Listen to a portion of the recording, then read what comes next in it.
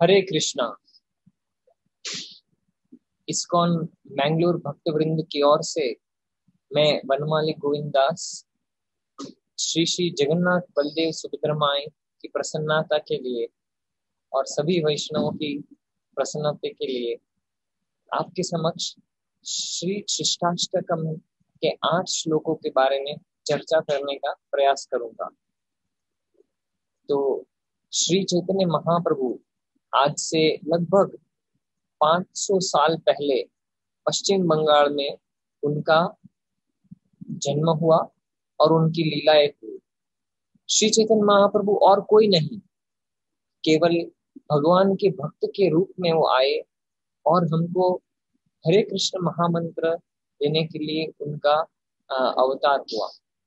तो वो थे तो बहुत विद्वान, एक स्कॉलर थे और सभी शास्त्रों में निपुण थे, लेकिन उन्होंने कोई भी पुस्तक या ग्रंथ छोड़ के नहीं गए।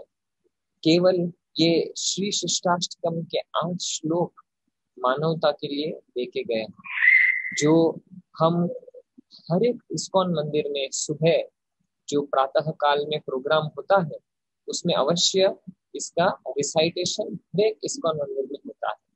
जपा करने से पहले इसको किया जाता है। तो हम समझ सकते हैं कि इसका कितना महत्व है कि न ही हम इसको रिसाइट करें पर हमारे जीवन में भी उतारें। तो एक एक वीडियो में हम 8 श्लोकों का 8 वीडियो में हम देखने का प्रयास करेंगे। तो श्री चैतन्य महाप्रभु जब पश्चिम बंगाल में थे तो उन्होंने अनेक लीलाएं की, लेकिन उसके अंदर जो महत्वपूर्ण उनका संदेश था वो केवल हरे कृष्ण महामंत्र का संकीर्तन करना, जो इस कलयुग के अंदर मानवता के लिए एकमात्र उपाय है, सभी प्रॉब्लम्स का सॉल्यूशन। तो हम वो आज पहला श्लोक देखने जाएंगे कि कैसे ये हरिनाम संकीर्तन जो है वो कल्याणकारी है मानवता के लिए। तो श्लोका इस प्रकार से है, जैसे हम देख सकते हैं,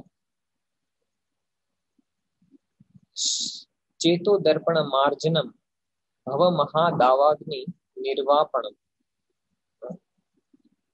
चेतो दर्पण का मतलब है, चेतो का मतलब है चेतना और दर्पण का मतलब है आईना। तो जैसे हमारा मुंह, हमारा मुख हम आईने में देखने का प्रयास करते हैं, लेकिन अगर आईने में गंदगी है तो हम अपने आप को भी नहीं देख सकते। इसी प्रकार से अगर हमारी चेतना में अगर कल्मश है तो फिर हम हमारी अंदरूनी सुख और शांति महसूस नहीं कर सकते। तो इसके लिए अगर हमको हमारे कपड़े धोने हैं तो रिन टिकिया की जरूरत है, दांत धोना है तो टूथपेस्ट का जरूरत है। लेकिन अगर हृदय में कल्मश है तो उसके लिए कौन सी टिकिया काम करेगी? तो उसी के लिए ये हरे कृष्ण मंत्र जो है वो मार्जन करता है, वो क्लीन करता है, साफ कर देता है। चेतो दर्पण मार्जनम भव महादावाग्नि निर्वापणम। हमारा सबसे बड़ा प्रॉब्लम क्या है?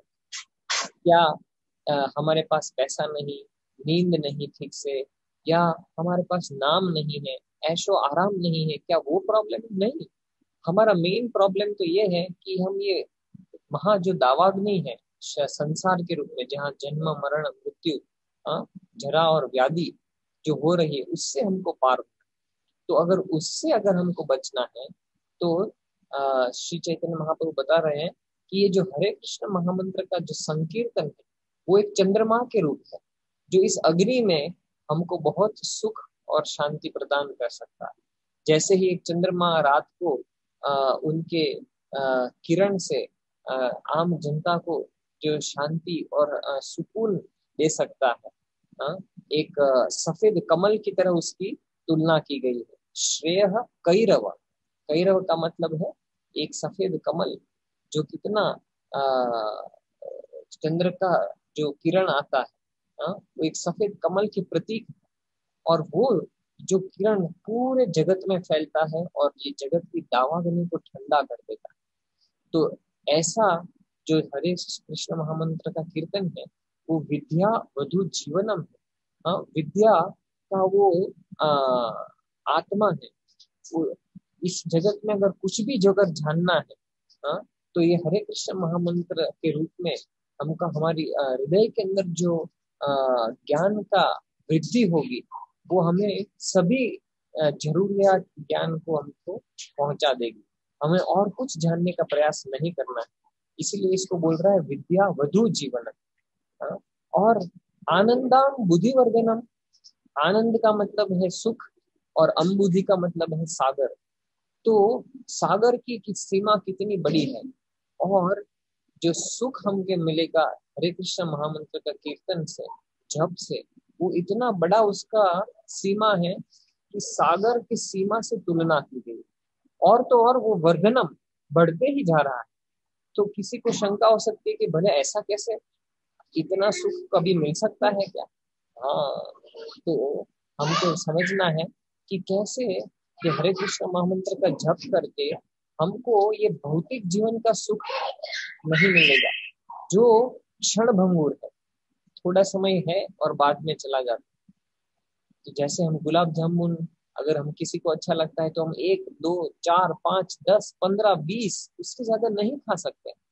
लेकिन हरे कृष्ण जप करने से कोई थकता नहीं। अगर हम पानी पानी बोलेंगे तो थक जाएंगे और प्यास भी नहीं बुझेगी। अगर कोई हम साधारण नाम ले, mister John mister John mister John, तो एक दिन हम नाम लेते लेते पक जाएंगे। लेकिन हरे कृष्ण महामंत्र आज से कैसे, आज के जीवन में कई सारे लोग ले रहे हैं पूरी दुनिया में। लगभग 5 लाख से ज्यादा दीक्षित भक्त 16 माला हर रोज जप करते हैं।